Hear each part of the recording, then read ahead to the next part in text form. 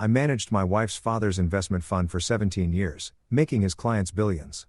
Then he declared, "My son Noah will replace you, so clean your desk for him." The next morning, he smirked and asked, "Ready to hand over your client list?" I smiled back and said, "No, I'm here, too." His smile immediately vanished. My name is Marcus Alvarez, and for 17 glorious years, I ran my father-in-law's investment fund like it was some kind of money-printing wizard machine that never jammed, never broke down, and certainly never disappointed. We're talking billion-dollar returns here, people. 0 losing quarters, not one zilch, nada.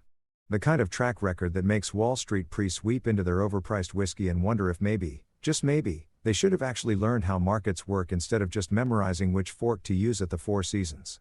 I was the quiet genius behind the curtain, the guy who actually understood what all those numbers meant while everyone else was busy pretending that confidence and a firm handshake could substitute for actual competence. Spoiler alert, they can't. Ernest Ross, my father-in-law and the supposed titan of finance, strutted around Manhattan like a peacock who just discovered mirrors, taking credit for everything while I sat in my office doing the actual work. You know the type. Expensive suits, even more expensive watch, and the kind of ego that needs its own zip code. He loved telling people at cocktail parties, "My son-in-law runs my fund." With this proud little smirk like he just announced he'd cured cancer or discovered a new planet. I'd stand there nursing my drink, silently correcting him in my head. "Your son-in-law doesn't run your fund, Nest. Your son-in-law, the fund. Big difference. Massive, actually. It's like saying the engine runs the car versus the engine, the car. Without me, Ross Capital was basically just a fancy name on a building and a bunch of people who looked good in LinkedIn photos, but couldn't read a balance sheet if their Hamptons vacation home depended on it. For 17 years, I played this game. I showed up every morning at 6:30, drank coffee that tasted like it was brewed in Satan's kitchen, and made Ernest Ross look like the smartest man in finance. I analyzed markets, predicted trends, restructured portfolios, and basically performed financial wizardry while Ernest took 3-hour lunches, and complained about his golf handicap. The man spent more time selecting ties than understanding treasury yields. But hey, who's counting? Our clients trusted us. Well, trusted me, though they didn't know it, with their billions, pension funds, university endowments, sovereign wealth funds from countries I couldn't pronounce after 2 martinis. They all thought Ernest was some kind of investment guru, the Oracle of Manhattan, or whatever ridiculous nickname CNBC had given him that week. Meanwhile, I was the one pulling all-nighters, running models, stress testing scenarios, and making sure Mrs. Henderson from the Teachers' Retirement Fund could actually retire someday instead of greeting people at Walmart until she was 90. But then came the bombshell. And when I say bombshell, I mean the kind that makes Hiroshima look like a firecracker at a kid's birthday party. It was a Tuesday. I remember because Tuesdays were when I usually had my standing call with the Norwegian Sovereign Wealth Fund.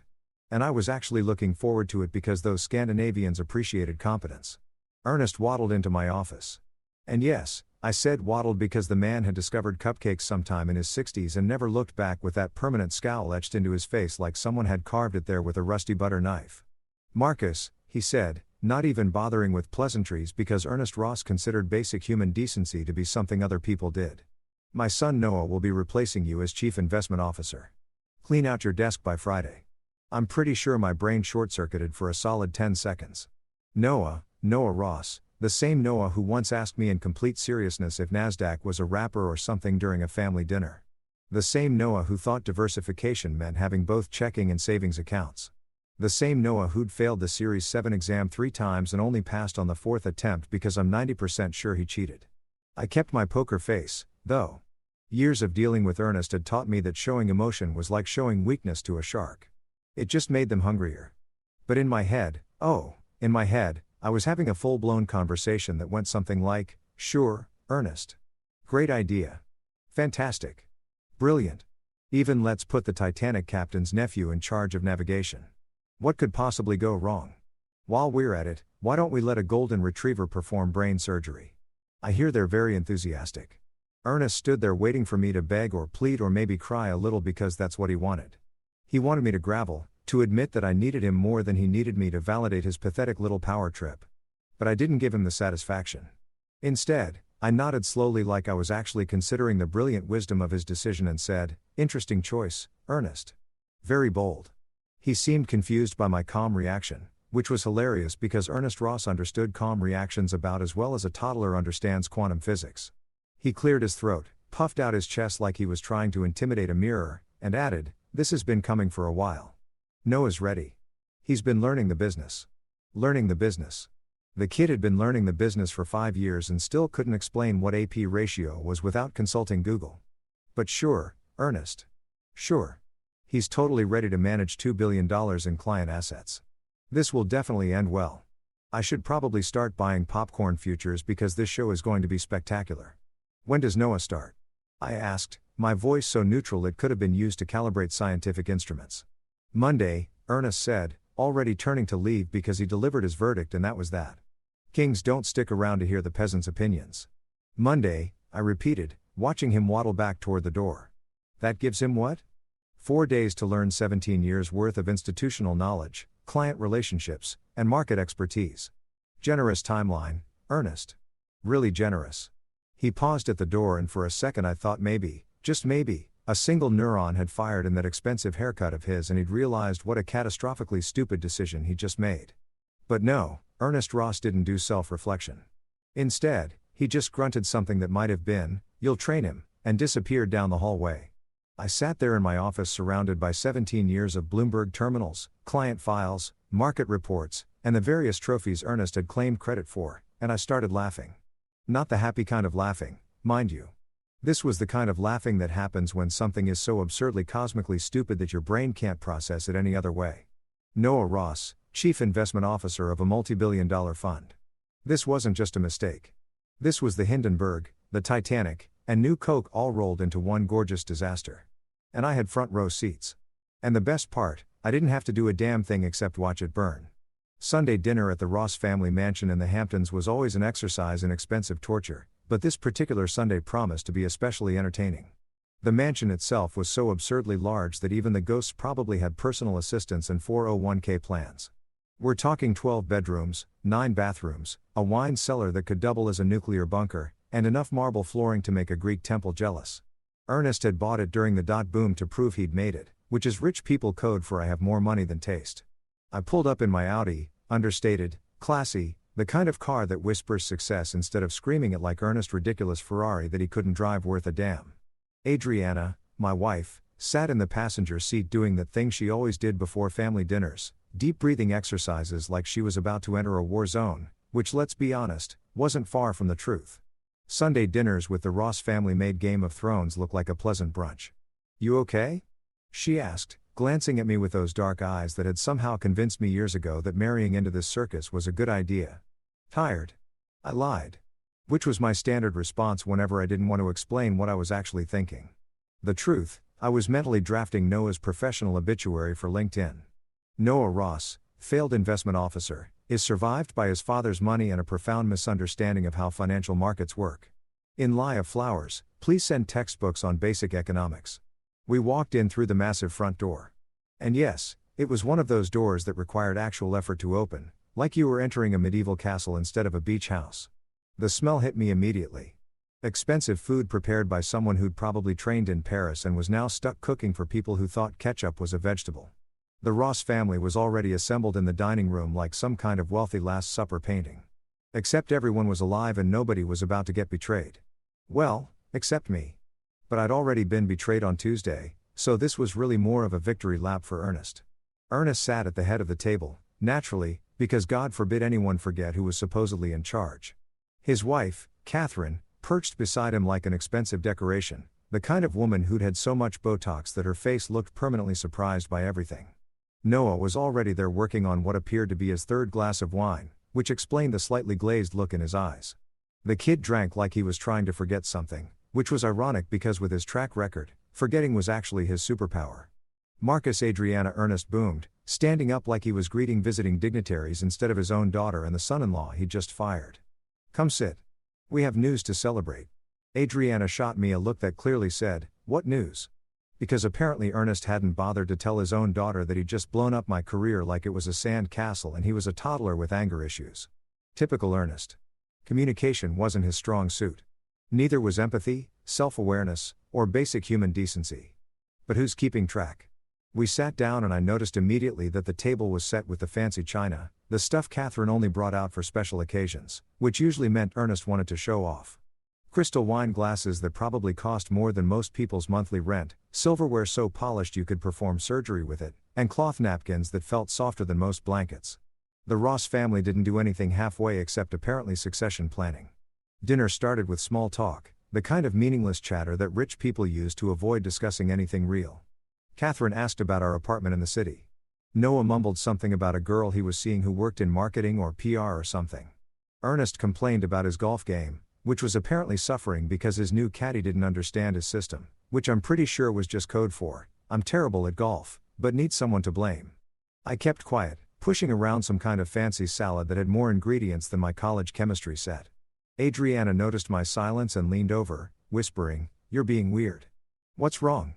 "Nothing," I said, smiling that smile I perfected over the years. The one that said, "Everything is fine." While my brain was screaming, "Your father is an idiot and we're all doomed. Just tired from the week. You know how it is." She didn't buy it. But before she could press further, Ernest stood up, tapping his crystal wine glass with a fork like he was about to make a toast at a wedding. Everyone stopped eating, forks frozen midair like some kind of expensive freeze frame. This was it, the big announcement. The moment Ernest would reveal his master stroke of genius that was definitely going to end in tears, bankruptcy, or both. "Everyone," Ernest began, his voice dripping with the kind of confidence that only comes from being spectacularly wrong about something and not knowing it yet. "I have wonderful news. As of Monday, Noah will be taking over as Chief Investment Officer of Ross Capital." The silence that followed was so thick you could have cut it with one of those fancy knives. Catherine's permanently surprised face somehow looked even more surprised. Adriana's fork actually clattered onto her plate, the sound echoing through the dining room like a gunshot. Noah, already tipsy, raised his wine glass like he'd just been promoted to shift manager at Burger King and was really proud of himself. "Dad," Adriana started, her voice tight. "What are you talking about?" "Marcus is the CIO. Marcus has always been the CIO. Was the CIO? Ernest corrected, sitting back down with a satisfied smirk that made me want to throw my expensive salad at his expensive face. It's time for new leadership. Fresh perspectives. Noah has been preparing for this moment his entire life. His entire life. The kid was 32 and still didn't know how to tie a Windsor knot without YouTube tutorials. But sure, Ernest, he's totally been preparing for this moment just like I've been preparing to become an astronaut by occasionally looking up at the sky. Adriana turned to me, her eyes wide with betrayal. "You knew about this?" "Found out Tuesday," I said calmly, taking a sip of wine that suddenly tasted like vinegar and poor life choices. Wanted to see how dinner went before mentioning it. "Before mentioning it," she hissed, keeping her voice low, but not low enough. "Marcus, this is insane.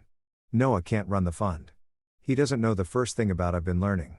Noah interrupted, his words slightly slurred, which really inspired confidence in his ability to manage billions of dollars. "Dad's been teaching me. And I've been reading books, lots of books about investing in stuff. Books about investing in stuff. Ladies and gentlemen, your new Chief Investment Officer." Ernest beamed at his son like he just cured cancer instead of revealing himself to be spectacularly unqualified for a job he was starting in less than 48 hours. "Noah's ready. He's got the Ross instinct. The Ross blood. That's what matters in this business." I nearly choked on my wine. The Ross instinct. The Ross blood. This wasn't medieval Europe, and we weren't talking about inheriting a throne. We were talking about managing other people's retirement savings, their kids' college funds, their entire financial futures. But apparently Ernest thought bloodlines mattered more than actual competence, which explains so much about why he'd needed me for 17 years.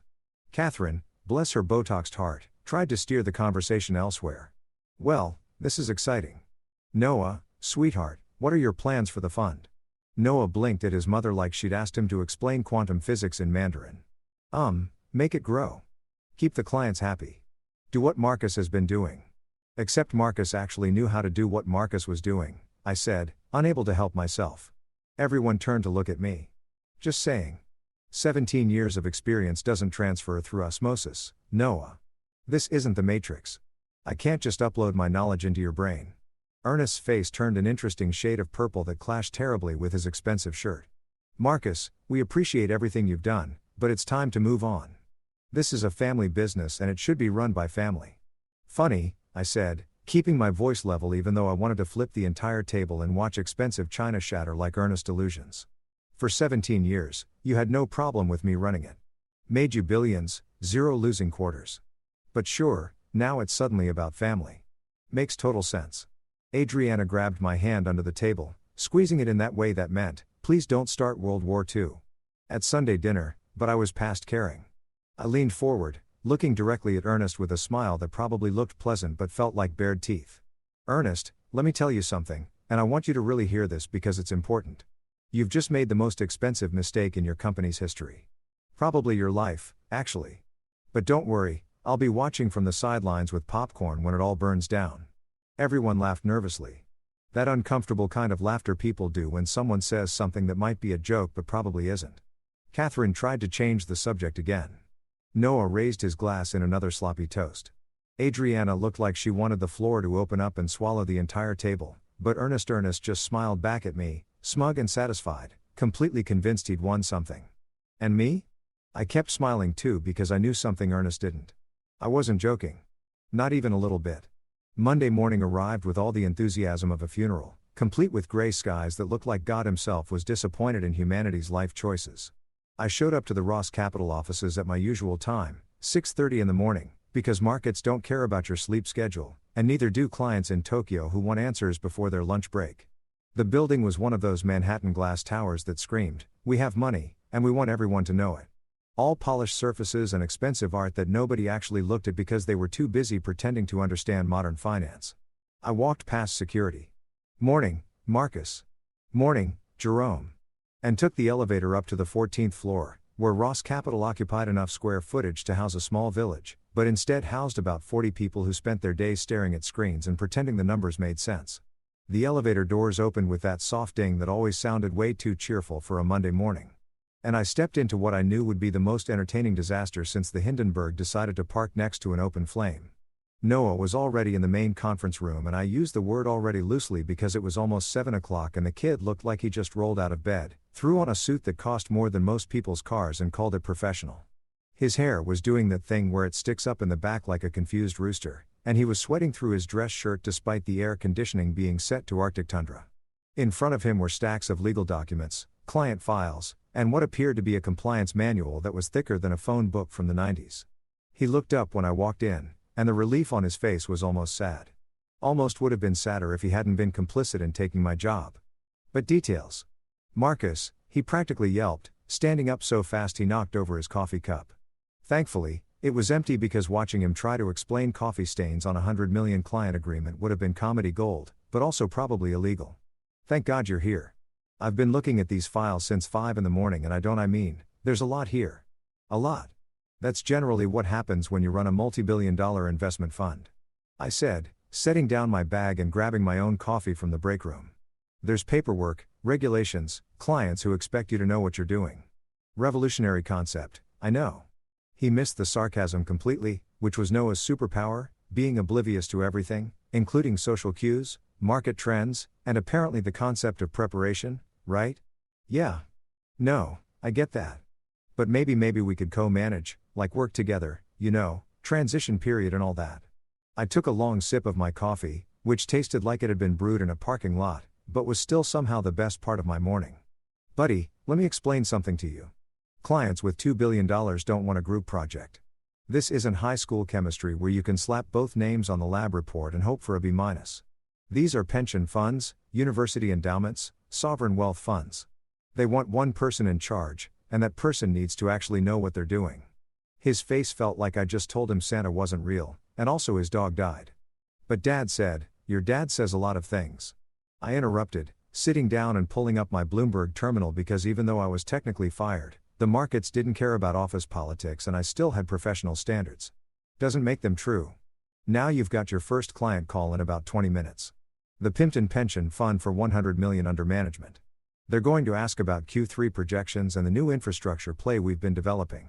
You ready?" The color drained from Noah's face like someone had pulled a plug. "Q3 projections? Infrastructure play? Marcus? I don't even know what." "Then I suggest you figure it out," I said, not unkindly, but not exactly warmly either. "You're the chief investment officer now. This is what CIOs do. They take calls from clients and don't sound like confused interns." The conference call started at 7:30 sharp. Robert Kramer from Pimpton came on the line with his usual gruff efficiency. Former Marine, no nonsense, the kind of guy who could smell incompetence through a phone line. Morning, Marcus. Got your new guy there with me? Morning, Robert. I said, gesturing for Noah to unmute himself. Noah Ross is here.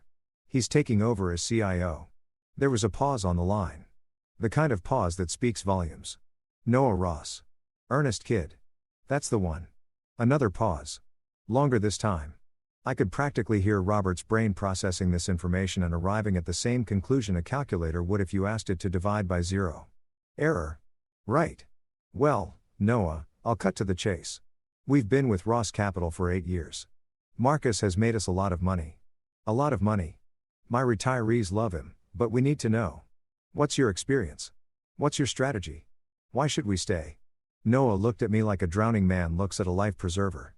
I looked back at him with the emotional support of a brick wall. This was his show now. Time to perform. Well, Mr. Kramer, Noah started, his voice cracking like a teenager going through puberty. I've been, learning the business from my father.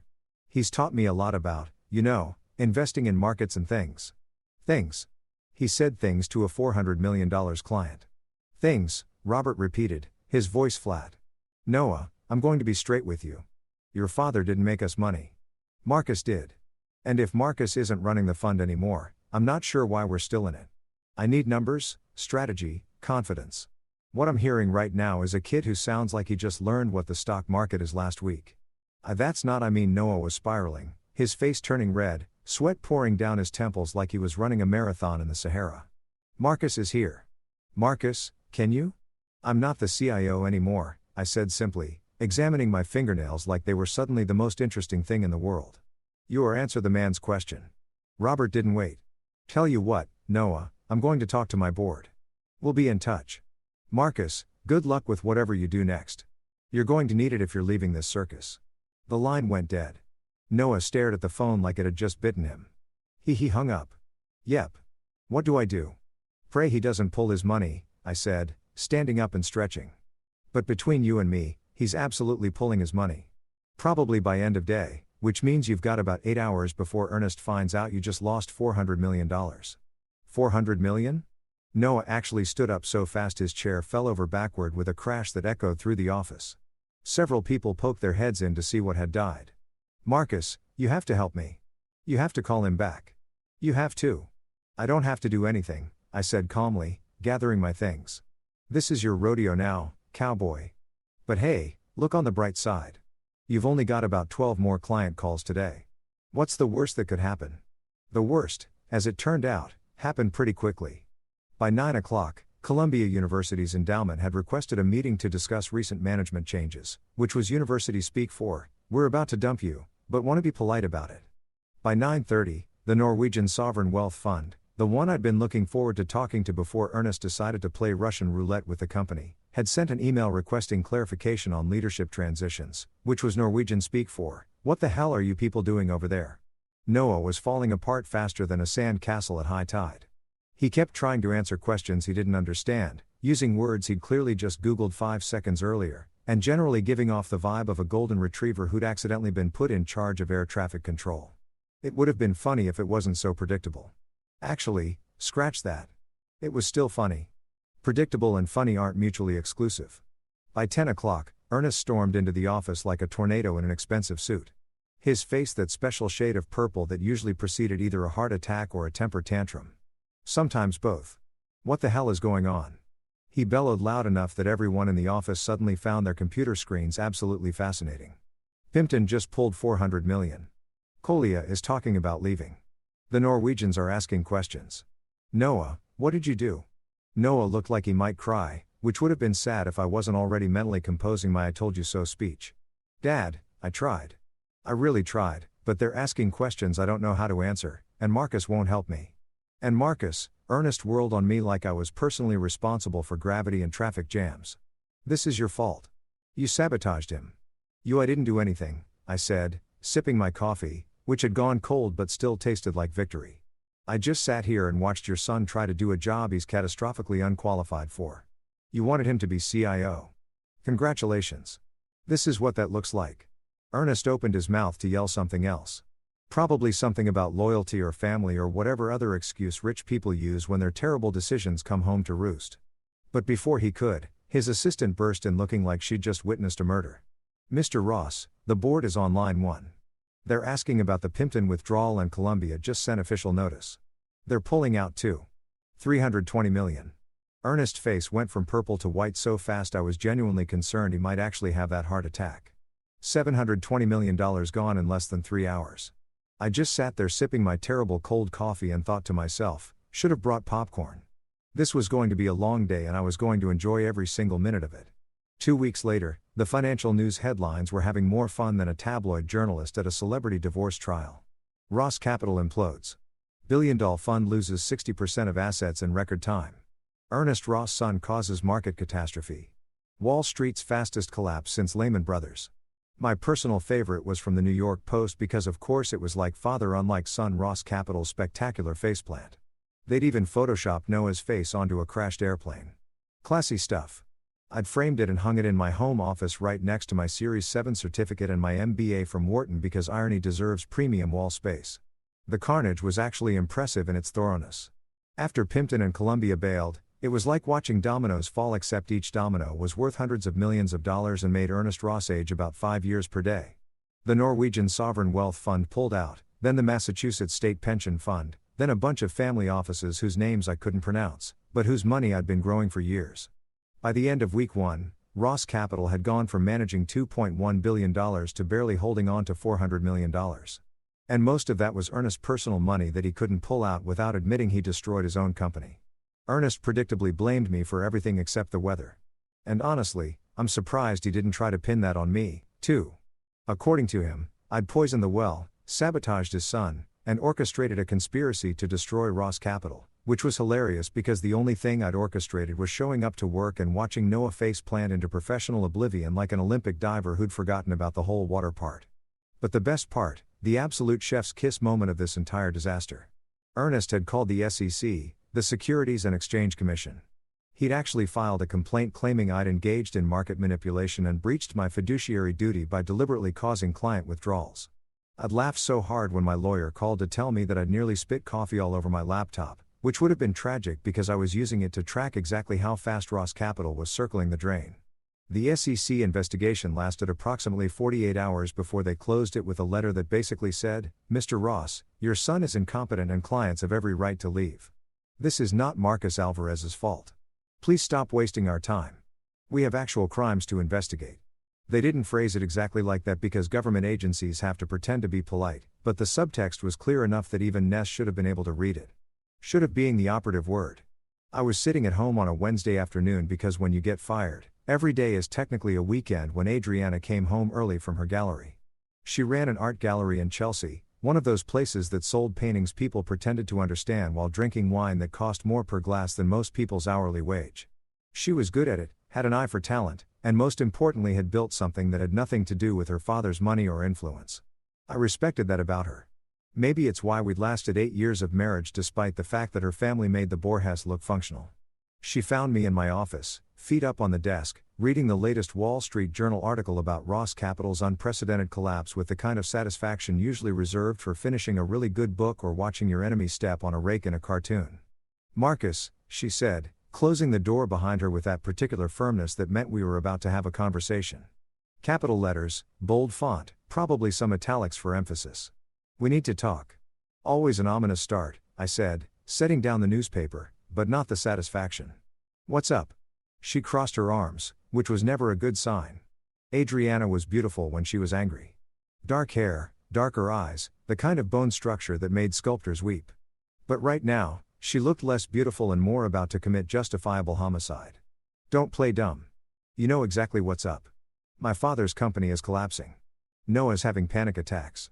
My mother won't stop calling me crying and you're sitting here reading about it like it's the comics section." In my defense, I said the comics section isn't nearly this entertaining. "Marcus, I'm serious. This has to stop." "What has to stop?" I leaned forward, dropping the casual act because apparently we were doing this now. "Your father fired me. Your brother took my job. I didn't pull the trigger on any of this. I just declined to throw myself in front of the bullet. You could have helped Noah. You could have made the transition smoother. You could have. I could have. What? Adriana held his hand while he tanked a multi-billion-dollar fund. Your father didn't want to transition. He wanted to prove that the Ross name was worth more than actual competence. Congratulations to him. He proved the opposite. She sat down in the chair across from my desk, and I could see the exhaustion in her eyes. This wasn't easy for her. Caught between her family and her husband, between loyalty and logic. I got that.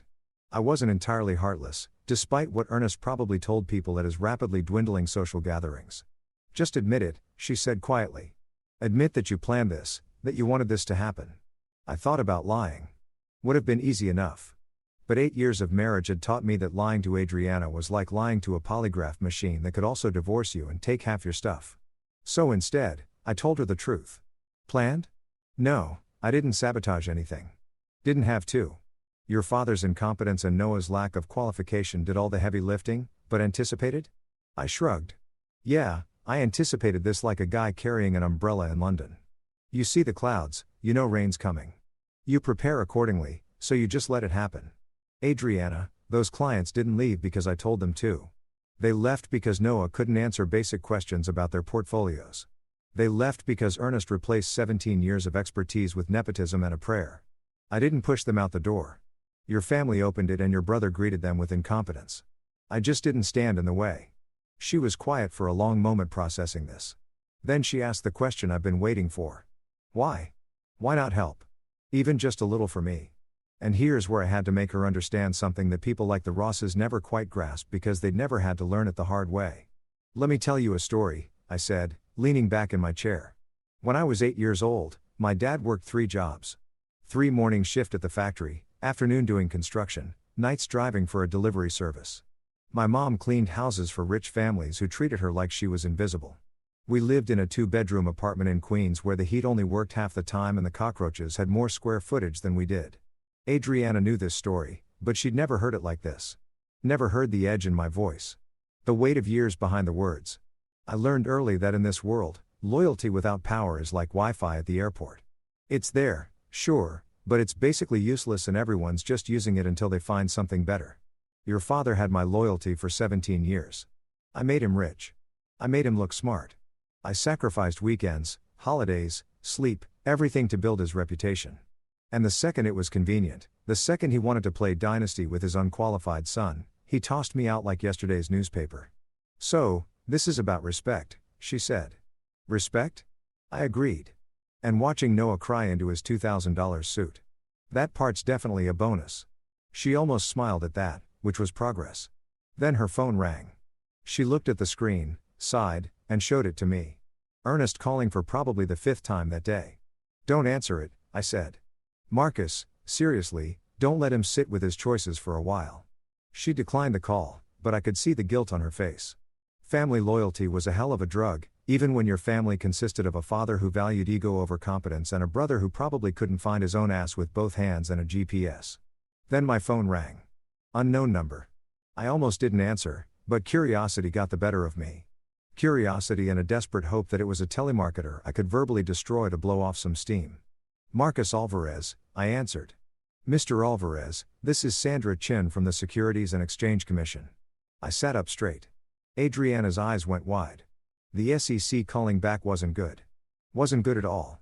Miss Chun, I said carefully. How can I help you? We've completed our investigation into Mr. Ross's complaint. I'm calling to inform you that we found no evidence of wrongdoing on your part. In fact, we found that your contract included specific client protection clauses that were legally sound and professionally appropriate. Mr. Ross's complaint has been dismissed with prejudice. I exhaled. That's good to hear. There's more, she continued. Several of the clients who withdrew from Ross Capital have reached out to us asking for your contact information. Apparently, they're interested in working with you independently. I can't officially provide referrals, but I'm not aware of any legal reason why you couldn't start your own fund. I looked at Adriana, who was watching me with an expression I couldn't quite read. Thank you, Miss Chun. I appreciate the call. After I hung up, Adriana asked, what was that about that? I said slowly, a smile spreading across my face. Was the sound of Ernest shooting himself in the foot so hard he hit an artery? He tried to bury me. Instead, he just made me the most powerful unemployed man on Wall Street. Powerful and unemployed, she repeated. For now, I said, But something tells me that's about to change. And the really beautiful part, Ernest had done this to himself. He'd filed that stupid SEC complaint, which meant every client who left Ross Capital now knew definitively that I hadn't done anything wrong, that I was the competent one, that if they wanted their money managed properly, they should probably call me instead of the guy who'd replaced expertise with his idiot son. Irony, I decided, was absolutely delicious.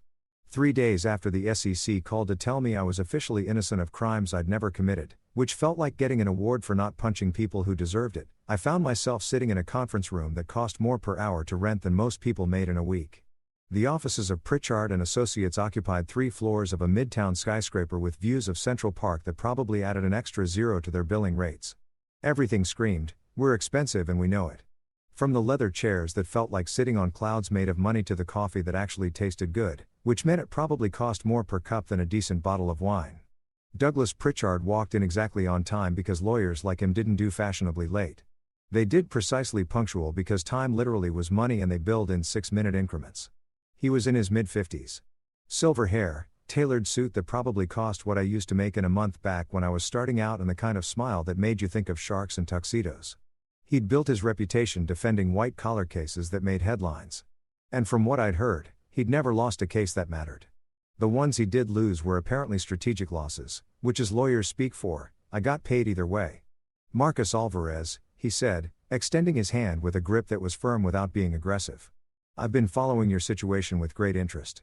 The Ross Capital implosion is the talk of every law firm in Manhattan.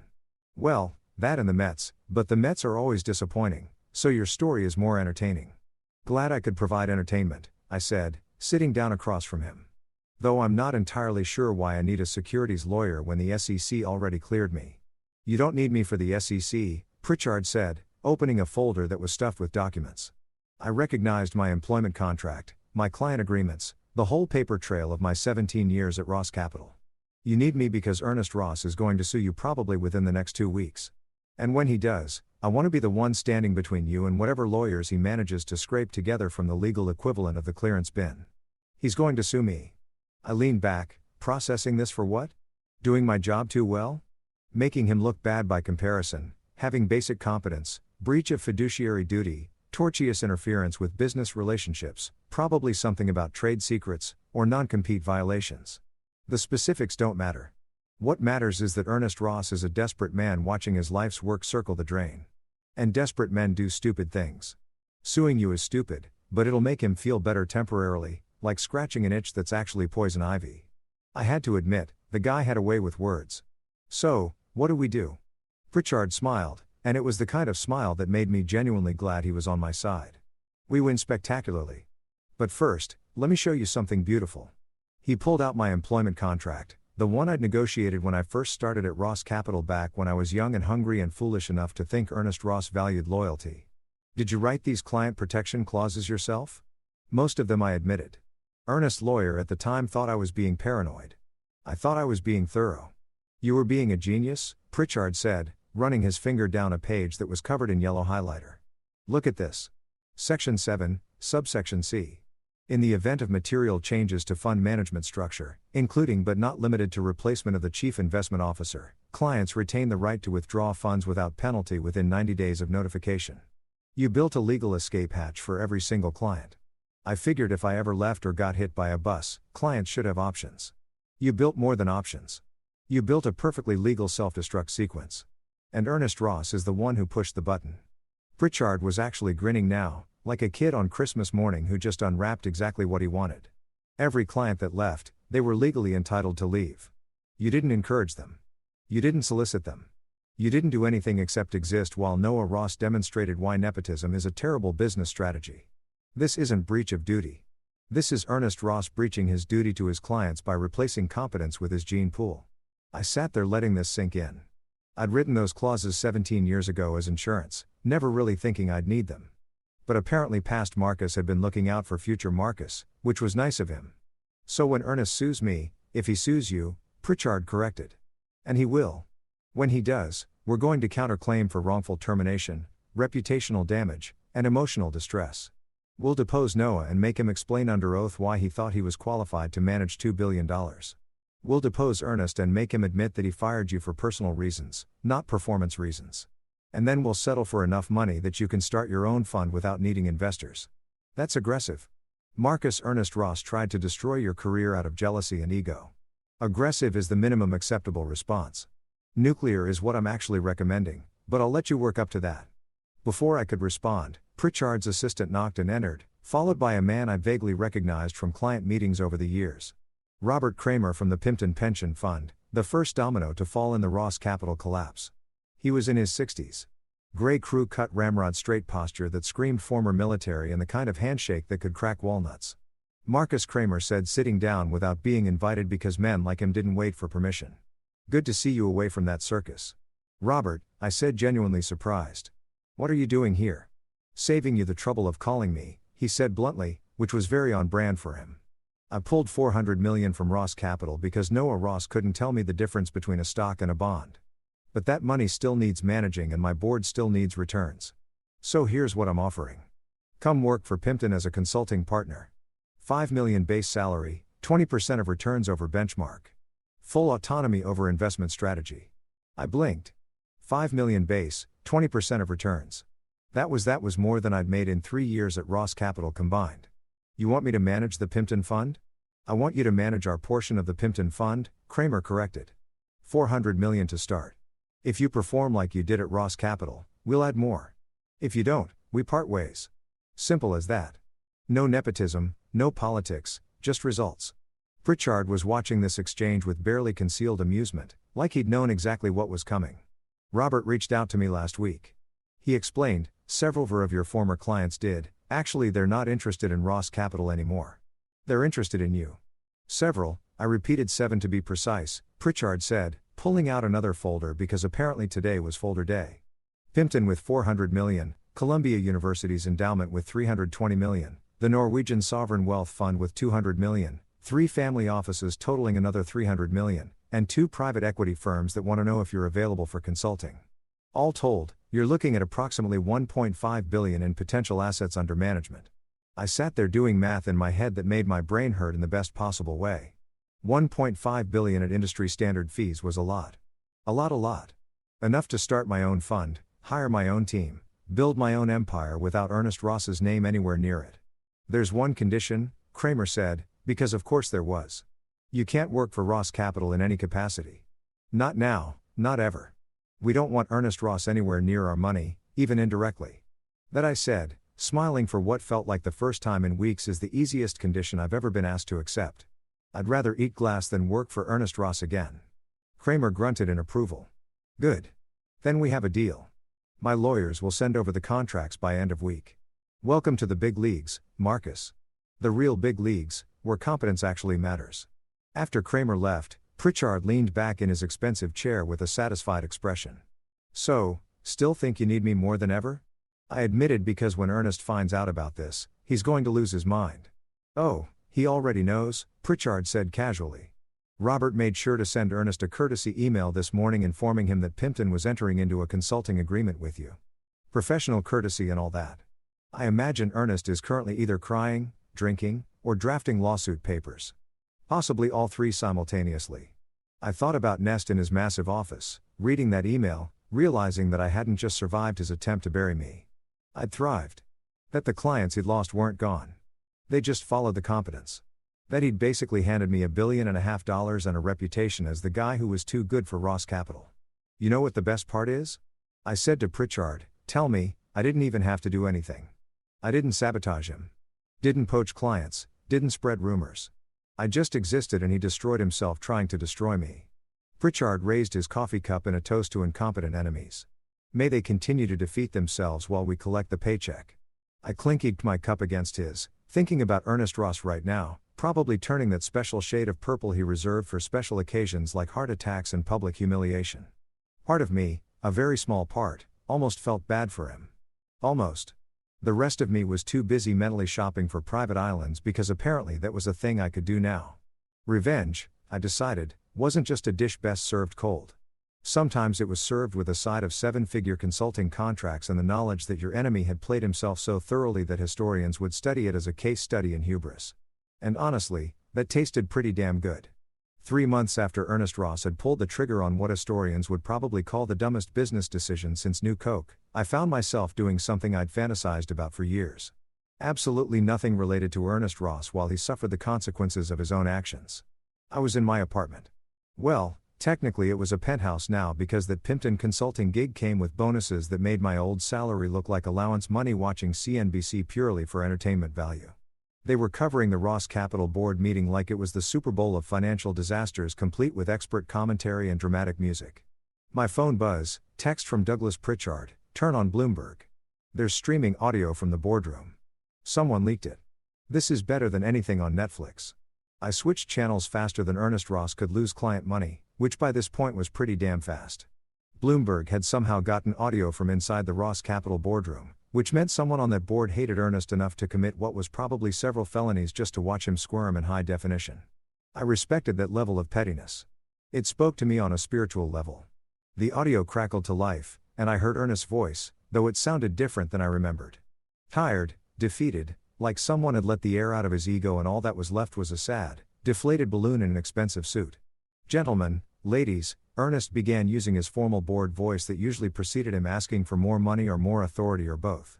I've called this emergency meeting to discuss our current financial position and strategic options moving forward. Strategic options? That was Margaret Whitmore, one of the board members who had been skeptical of Nest's management style since before it even joined the company.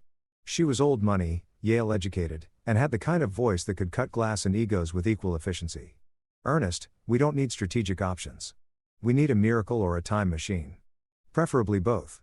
I grabbed popcorn from my kitchen. Actual popcorn. This was happening. Our assets under management have decreased from $2.1 billion to $400 million, Ernest said. Reading from what I assumed were prepared remarks because Ernest Ross improvising had historically ended badly for everyone involved. This represents an 81% decline over a 3-month period. An 81% decline, someone else repeated.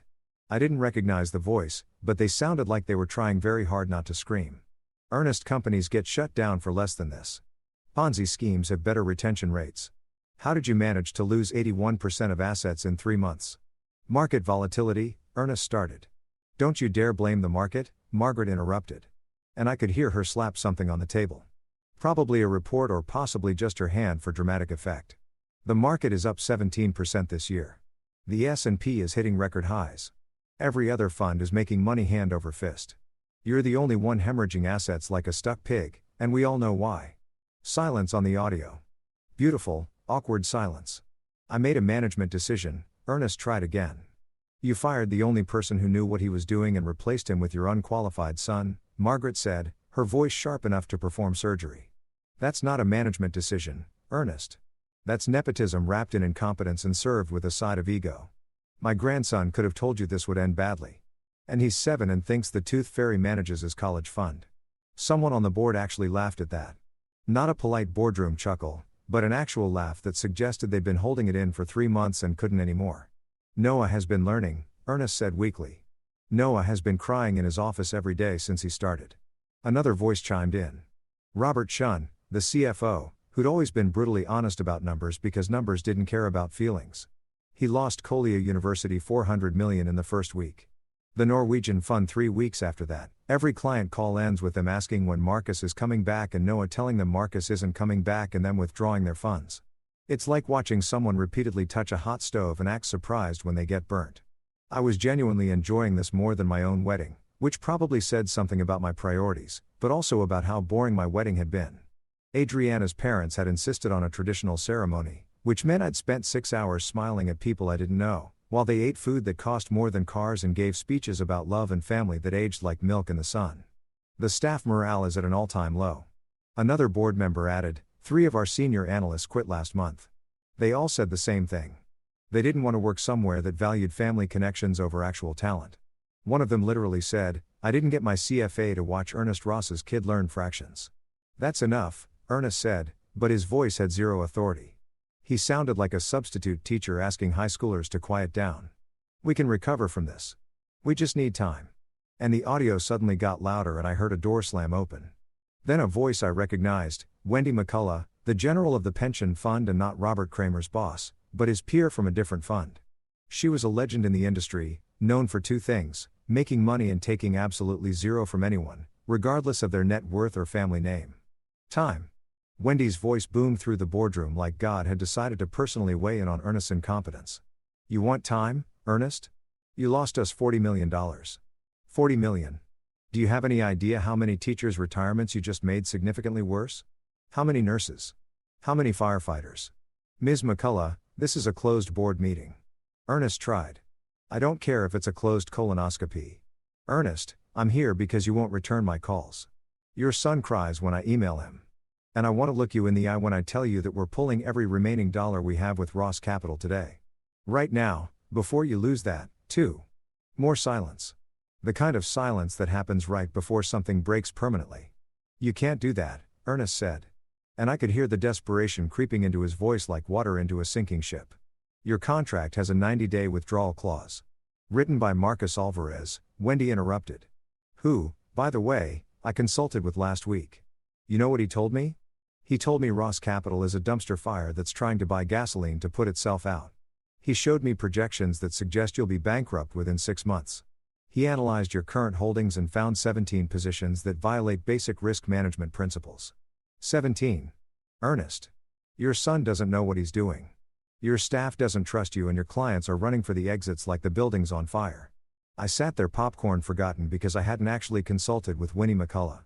But apparently someone had told her I said this or she was making it up for dramatic effect. And honestly, it was working beautifully. Marcus said that Ernest's voice was barely a whisper. Marcus didn't have to say it. The numbers say it. Your quarterly report says it. Your empty offices say it. Ernest, you're done. This company is dead. You just haven't admitted it yet. Then she apparently dropped a stack of papers on the table because I heard a loud thump followed by Wendy's retreating footsteps and another door slam. The board erupted, everyone talking at once, voices overlapping in a symphony of panic and recrimination. I caught phrases like fiduciary responsibility and legal liability and how do we salvage this? Mixed with what sounded like someone suggesting they all resign immediately before the ship fully sank. Margaret Whitmore's voice cut through the chaos. Ernest, the board has discussed this. We think you should reach out to Marcus Alvarez. Offer him whatever it takes to come back. Equity, salary, hell, offer him naming rights. Alvarez Capital has a better ring than Ross Capital at this point anyway. I will not crawl back to Marcus, Ernest said. And for the first time in the recording, he sounded like the old Ernest. Proud, stubborn, completely divorced from reality. I built this company. My name is on the building. I'll burn it to the ground before I beg him to come back. Then I guess we're bringing marshmallows, Margaret said dryly, because that's exactly what's about to happen. The audio cut out. Bloomberg's anchor came back on, barely containing their excitement. That was leaked audio from today's emergency board meeting at Ross Capital, where it appears the company is in its death throes following the departure of Chief Investment Officer Marcus Alvarez 3 months ago. We've reached out to both Ernest Ross and Marcus Alvarez for comment. Mr. Ross's office declined to comment. Mr. Alvarez couldn't be reached, though sources say he's currently consulting for several major funds and living his best life. I muted the TV and just sat there processing what I just heard. Ernest would rather burn his company down than ask me to come back, which meant the company was definitely burning down and I wouldn't have to do a single thing except watch the flames and maybe roast some marshmallows. I texted Pritchard back, you were right. Better than Netflix. His response came immediately. Wait until you hear what I found out about Ernest's personal finances. Spoiler alert, he's leveraged to his eyeballs. When Ross Capital goes under, he's going under with it. Might want to start looking at office space. I have a feeling you'll be getting a very interesting offer soon.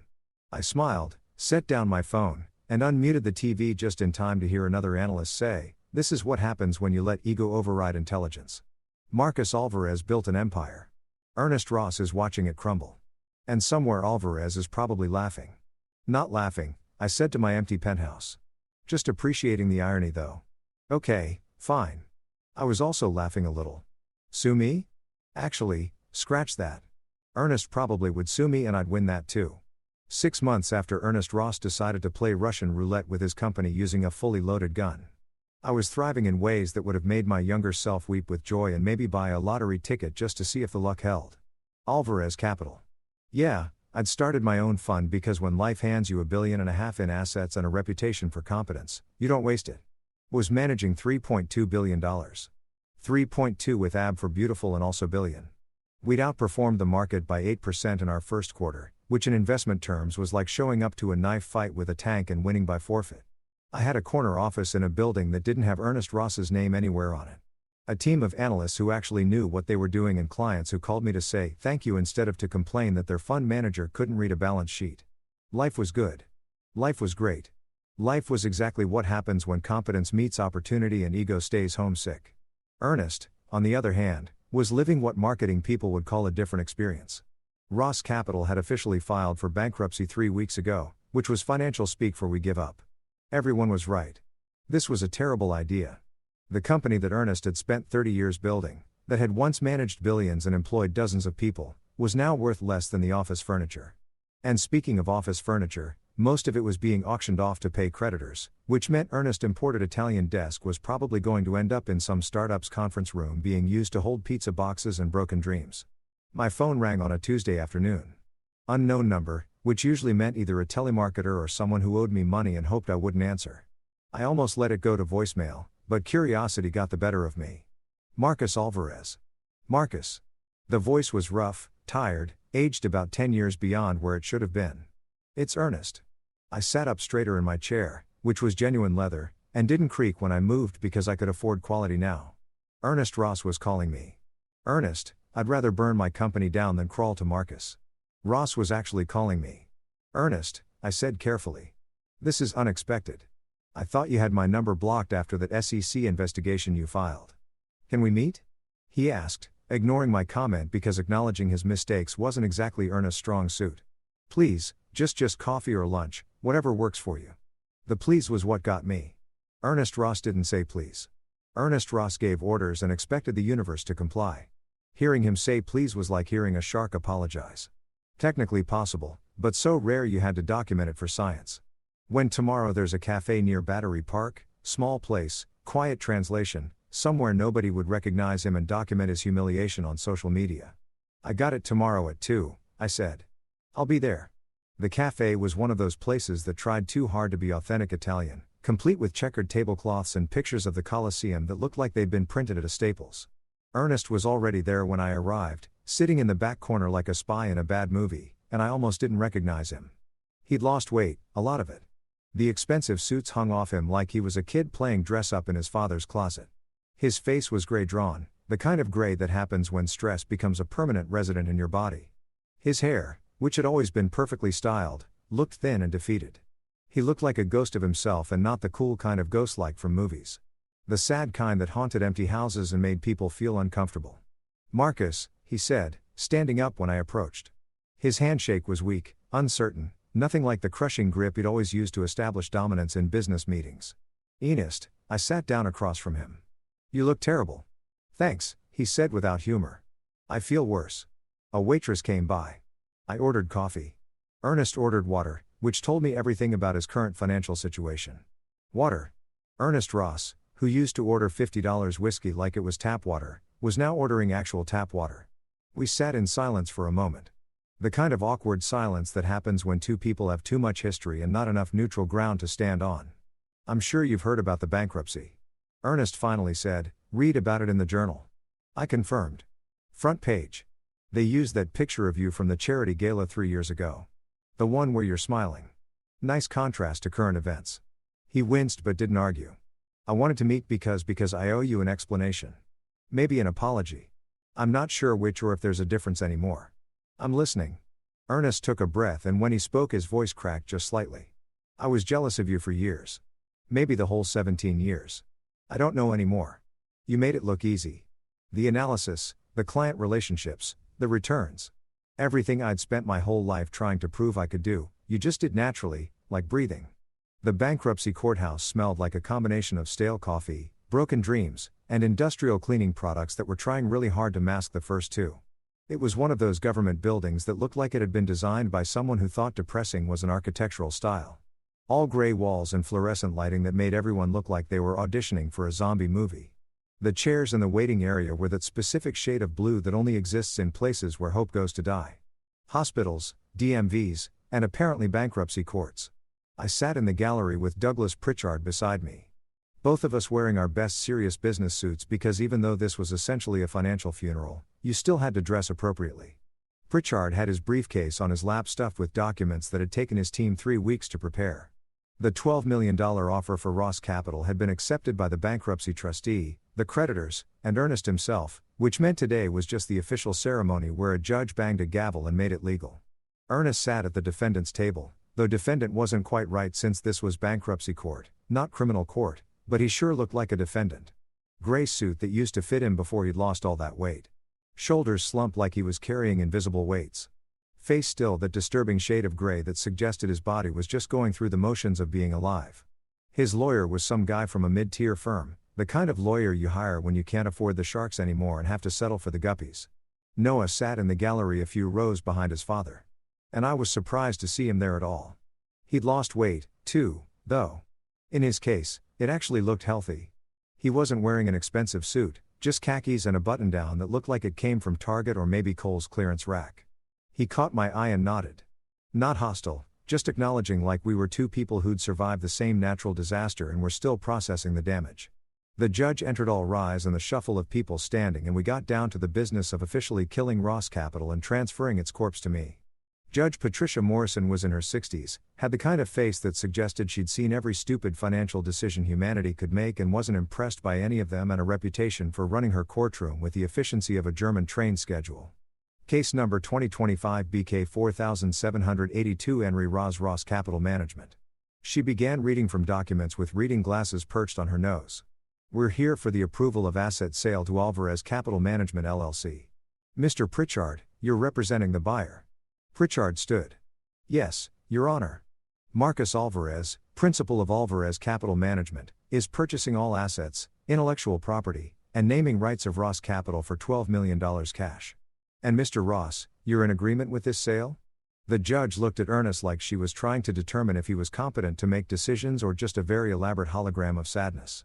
Ernest's lawyer stood. Yes, Your Honor. Mr. Ross has consented to the sale and wishes to make a brief statement. If the court permits. Judge Morrison sighed the sigh of someone who knew brief statements in bankruptcy court were never actually brief but had to allow them anyway because rules. Keep it short, Mr. Ross. Ernest stood slowly, gripping the table for support like he might collapse without it. When he spoke, his voice was rough, the words clearly painful to say. Your Honor, I built Ross Capital 30 years ago with the dream of creating something lasting, something I could pass down to my children. Instead, I destroyed it through pride and poor judgment. Marcus Alvarez spent 17 years making my company successful while I took credit. When I fired him and replaced him with my unqualified son, I sealed the company's fate. He paused, swallowing hard.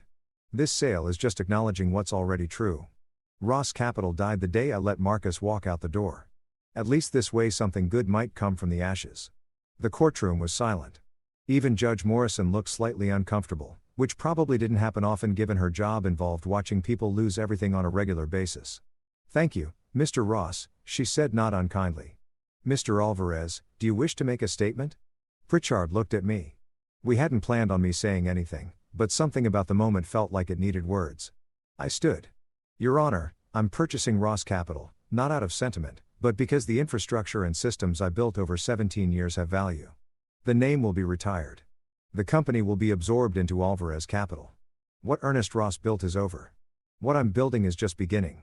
Short, professional, and just a tiny bit brutal. Exactly what the moment called for. Judge Morrison nodded, made some notes, and then picked up her gavel. The court approves the sale of Ross Capital Management's assets to Alvarez Capital Management for $12 million. Mr. Alvarez, the company is yours. This case is closed. The gavel came down with a sharp crack that echoed through the courtroom like a gunshot. And just like that, I owned everything Ernest Ross had spent 3 decades building. I signed papers, lots of papers. The kind of papers that transfer ownership of bank accounts, client lists, office furniture, and the right to use the name Ross Capital, which I had zero intention of using because rebranding a failed company was like putting lipstick on a pig. Possible, but pointless. Ernest signed papers, too.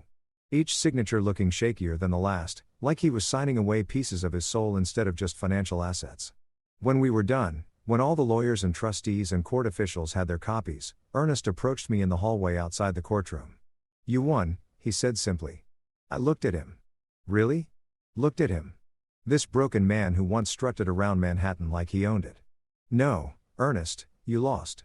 There's a difference. I didn't win anything except the opportunity to clean up your mess and turn it into something functional. 1 year later, Alvarez Capital was doing the kind of numbers that made financial journalists run out of superlatives and start inventing new ones. We were managing $3.2 billion in assets. That's billion with AB for bloody hell, that's a lot of money. And our returns were making other funds look like they were investing in lottery tickets and hope. 18% growth in our first full year, which in the investment world was like showing up to a track meet and casually breaking the world record while eating a sandwich. Clients were literally waiting in line. And I don't mean metaphorically. We'd had to hire a client relations team just to handle the inquiries from pension funds, endowments, and family offices who wanted in on whatever magic we were selling. Except it wasn't magic.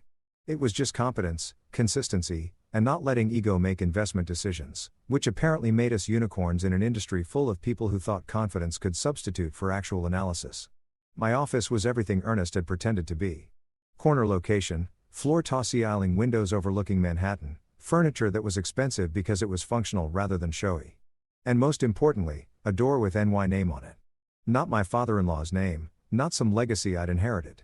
Just Marcus Alvarez, Principal Alvarez Capital Management. Every time I saw it, I felt something that was probably unprofessional to admit. Pure, undiluted satisfaction. I was reviewing Q3 projections when my assistant knocked.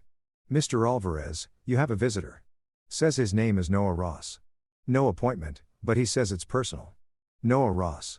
I hadn't seen him since the bankruptcy hearing a year ago.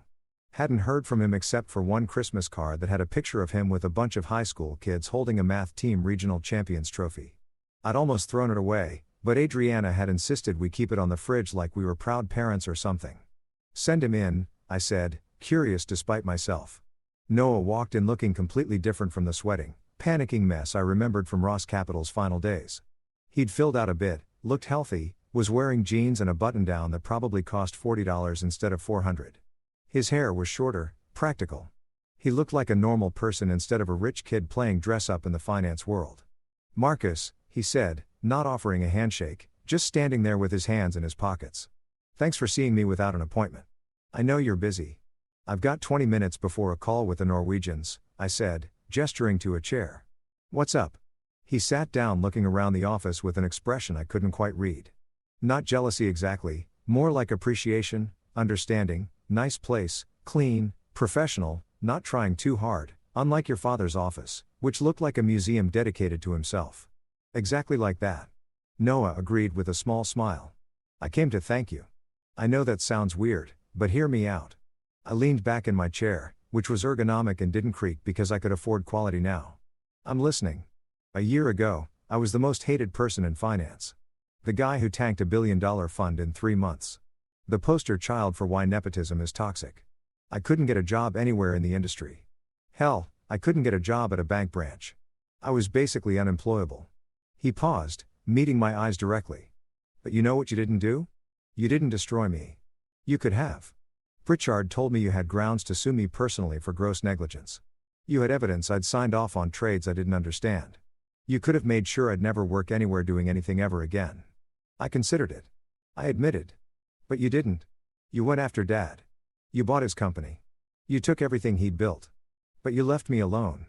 And that gave me space to figure out who I actually was instead of who Dad wanted me to be. I hadn't thought about it that way, honestly. I'd just been too focused on Ernest to bother with Noah. The kid had been a pawn in his father's ego game and punishing pawns felt like overkill. "So now you're teaching high school math and coaching basketball," I said. "And I love it," Noah said. And he sounded genuinely surprised by this fact. Like actually love it. I wake up excited to go to work. I help kids understand concepts that click in their brains and you can see the moment they get it. We won regionals last year in basketball. One of my students got into MIT early admission.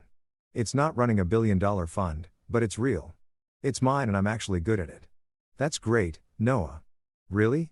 But I'm guessing you didn't come here just to tell me about your career change." He laughed. "No, you're right. I came to tell you something Dad would never say because Dad's still too proud and too broken to admit it. You and him, you're not that different." I felt my jaw tighten. "We're nothing alike." "You're exactly alike." Noah countered, not argumentative, just stating what he saw as fact. "You both worship loyalty. You both keep meticulous score of every slight, every betrayal, every time someone doesn't value you the way you think you deserve. The difference is you protect your loyalty better. You're smarter about it. You don't give it away to people who don't earn it. Dad gave his loyalty to the wrong things. His ego, his name, his legacy. You give yours to competence and results. I wanted to argue, but the words stuck in my throat because maybe possibly Noah had a point buried in there somewhere. Dad destroyed his life chasing respect from people who didn't matter. Noah continued, he wanted to be important more than he wanted to be good. And it killed him. Killed his company, his marriage, his relationship with me and Adriana. But you built something real. You earned respect instead of demanding it. And that's the difference between you two. You're what Dad could have been if he'd been honest with himself. The silence in my office was heavy, broken only by the distant sound of Manhattan traffic 14 floors below. Why are you telling me this? I asked. Because Adriana asked me to. Noah said simply. She's worried about you. Says you've won everything. The money, the company, the reputation, the revenge, but you're still angry. Still keeping score. Still treating life like it's a competition you need to dominate. She thinks you're becoming the thing you defeated, and she asked me to talk to you because apparently I'm the only family member you don't completely hate. I don't hate you, Noah. I know. That's why I'm here. He stood up preparing to leave. Look, I'm not saying Dad deserves forgiveness. He doesn't. He's a broken, bitter old man who destroyed everything he touched because he couldn't handle being second best at anything. But you've already won, Marcus. You've won so completely that there's nothing left to fight. At some point, you've got to decide if you want to be the guy who defeated Ernest Ross or the guy who built something better than Ernest Ross ever could. He headed for the door, then turned back. Oh, and congratulations, by the way. Adriana told me the news. You're going to be a great dad. Just try not to keep score with your kid. Yeah, trust me, that doesn't end well. After Noah left, I sat there staring at my desk, at my computer screen showing market data and portfolio performance, at all the evidence of my success, and I felt something I hadn't felt in a long time. Uncertain was Noah, right? Was I just Ernest with better execution? Was I winning everything except the things that actually mattered? My phone buzzed. Text from Adriana. Coming home early, made your favorite for dinner. We need to talk. I looked at my schedule. 3 more calls, 2 meetings, a conference with the investment team about Q4 strategy. All important, all urgent. All the things that had consumed my life for the past year while I'd been busy proving Ernest Ross wrong and building my empire. I texted my assistant, cancel everything after 2 p.m. family emergency. Then I texted Adriana on my way home now because maybe Noah was right. Maybe I had won. Maybe it was time to figure out what came after winning. I grabbed my jacket and headed for the elevator, leaving behind the office with my name on the door, the $3.2 billion in assets, the empire I'd built from the ashes of Ernest Ross's failure. For the first time in a year, none of it felt as important as getting home to my wife. The elevator doors closed and I caught my reflection in the polished steel. I looked successful, powerful, exactly like I'd always wanted to look. I also looked tired and maybe, just maybe, a little bit like Ernest Ross before everything fell apart. That thought bothered me more than I wanted to admit. The lobby of my building was all marble and glass, the kind of place where success echoed with every footstep. I walked through it without seeing any of it. Too busy thinking about Noah's words about Adriana's text about the fact that I was about to be a father and had no idea how to do that without treating it like another competition to win. My driver was waiting outside. Yeah, I had a driver now because apparently that's what happens when you manage billions. But I waved him off. I'll take a cab, take the rest of the day off. He looked confused but didn't argue. When you pay someone 6 figures to drive you around Manhattan, they learn not to question your decisions, even when those decisions make no sense.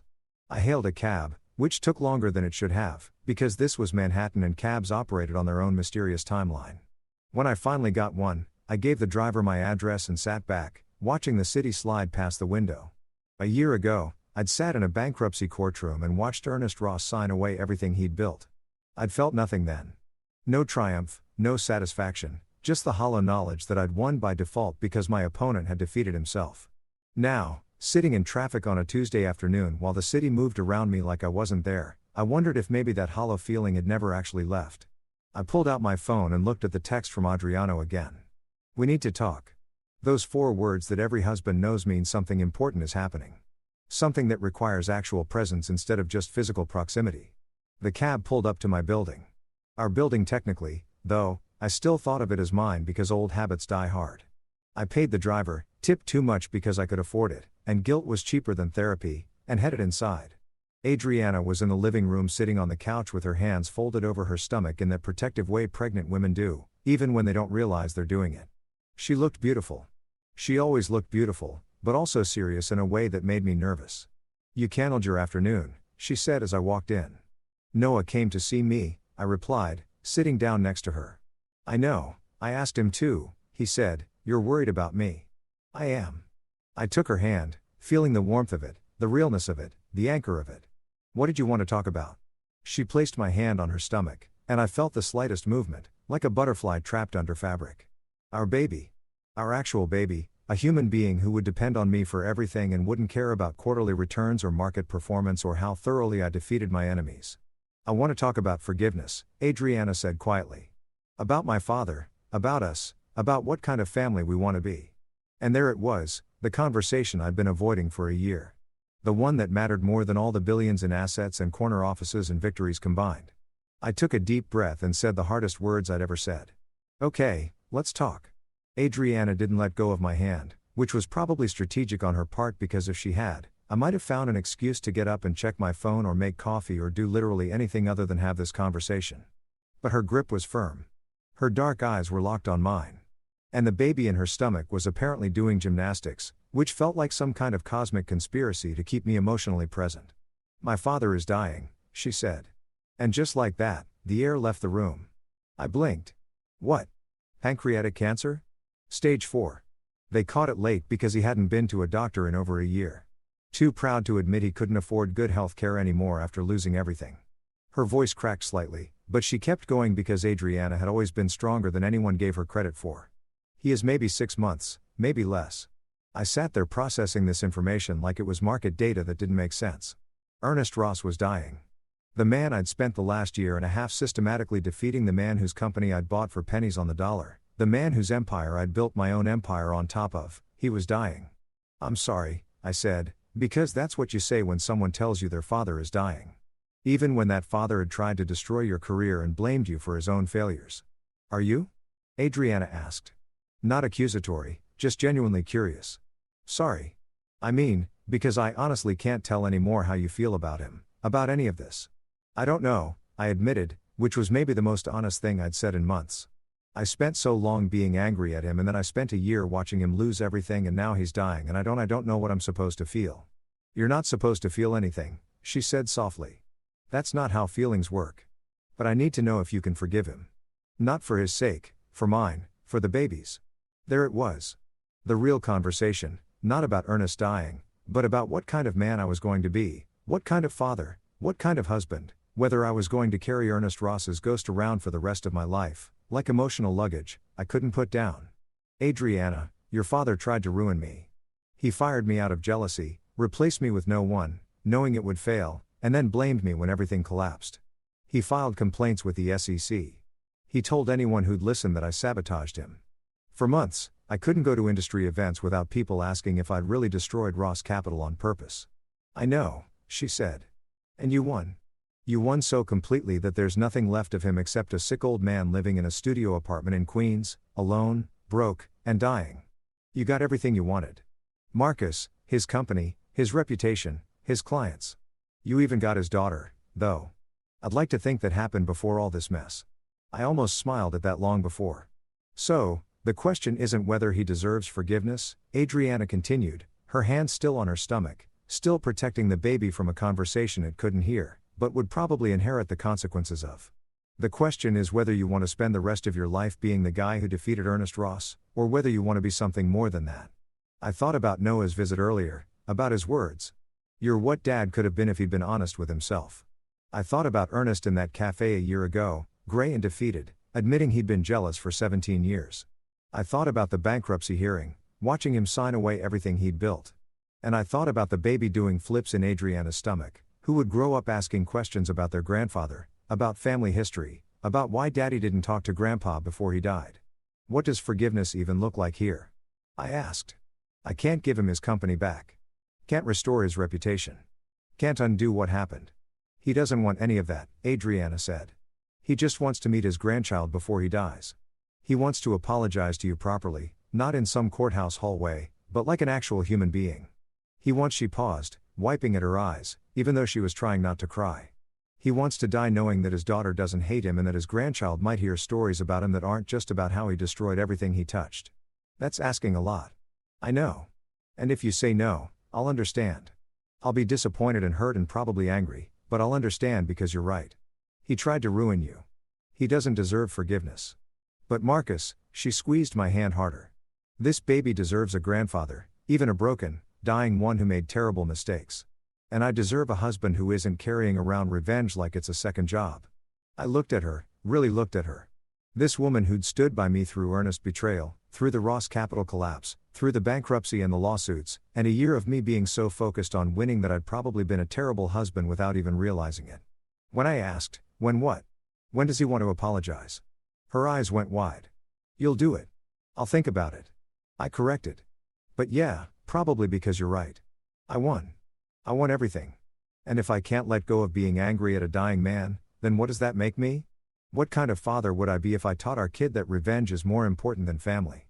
Adriana kissed me then, hard and desperate and relieved, like I just agreed to something that had been weighing on her for months, which I probably had. Thank you, she whispered against my lips. Thank you. Thank you. Thank you. Don't thank me yet, I said. I might still tell him to go to hell. You won't. How do you know? Because you're better than him, she said simply. You always have been. That's why you won. And that's why you'll forgive him. Not because he deserves it, but because you're the kind of man who can. I wanted to believe that. Wanted to be that guy. The guy who was bigger than his anger. Who could let go of grudges. Who could forgive people who'd tried to destroy him. But I'd spent so long being angry, so long keeping score, so long treating life like a competition where second place meant total failure that I wasn't sure I knew how to be anything else. I need to think about this. I said, okay, and if I do this, if I let him apologize and play grandfather and all that, I need you to understand something. I looked at her seriously. I'm doing this for you and for the baby, not for him. Ernest Ross is still the man who tried to ruin me. Forgiveness doesn't erase that. I know, Adriana said, but it does mean you're not letting him ruin you now. Even from rock bottom, even dying, he still has power over you as long as you're angry. Forgiveness takes that power away. Damn it. When did my wife get so wise? Had she always been this wise, and I'd been too busy being angry to notice? We sat there for a while, my hand on her stomach, feeling the baby move, thinking about fatherhood and family and what kind of legacy I wanted to leave that had nothing to do with quarterly returns or assets under management. Finally, I said, call him. Tell him we'll come over this weekend, but I'm not promising anything except showing up. That's all I'm asking. She pulled out her phone to text Ernest and I watched her type, watched her face soften with relief and hope and about 12 other emotions I probably should have been paying more attention to over the past year. My phone buzz. Work email. Something about the Norwegian fund wanting to increase their allocation by another 100 million. A year ago, that would have been the most important thing in my world. Right now sitting on my couch with my pregnant wife while she texted her dying father to arrange a meeting I didn't want to have, it felt completely irrelevant. I ignored the email you, Adriana said, setting down her phone Saturday at 2 his apartment in Queens. He's really grateful, Marcus, he said, to tell you thank you. He can tell me himself on Saturday. I said if he wants to apologize he can do it face to face, not through text messages and intermediaries. Fair enough. We ordered dinner, Thai food from the place down the street that Adriana had been craving for weeks, and spent the evening on the couch watching some cooking show neither of us really cared about. Normal, domestic, the kind of evening I'd been too busy to have for months while I was building my empire and proving points to people who'd already lost. Later that night, lying in bed while Adriana slept beside me, I thought about Ernest Ross in his studio apartment in Queens, dying alone, probably thinking about all the choices that had led him there. I thought about the baby that would be here in 4 months, who wouldn't care about revenge or victory or quarterly returns. I thought about Noah teaching high school math and actually being happy for the first time in his life. And I thought about what Adriana had said. Forgiveness takes that power away. Maybe she was right. Maybe holding on to anger at Ernest Ross was just another way of letting him control my life. Maybe real victory wasn't destroying your enemies, but becoming someone who didn't need to destroy enemies in the first place. Or maybe I was just getting soft because I was about to be a father and sleep deprivation was already affecting my judgment. Either way, Saturday was coming and I'd made a promise to my wife. Even if Ernest Ross didn't deserve forgiveness, maybe I deserved the freedom that came with giving it. That thought was almost funny. Almost. I'd spent 18 months proving I was better than Ernest Ross at running a company, managing money, and building an empire. Now I had to prove I was better at being human. Turned out that was the hardest competition of all. I rolled over, put my arm around Adriana, and felt the baby kick against my hand like it was already impatient to join this mess of a family we were building. "Your grandfather is an idiot," I whispered to her stomach. "But I guess you'll figure that out on your own." Adriana mumbled something in her sleep that sounded like, "be nice or maybe ice cream." And I smiled despite myself. Yeah, this was definitely going to be interesting.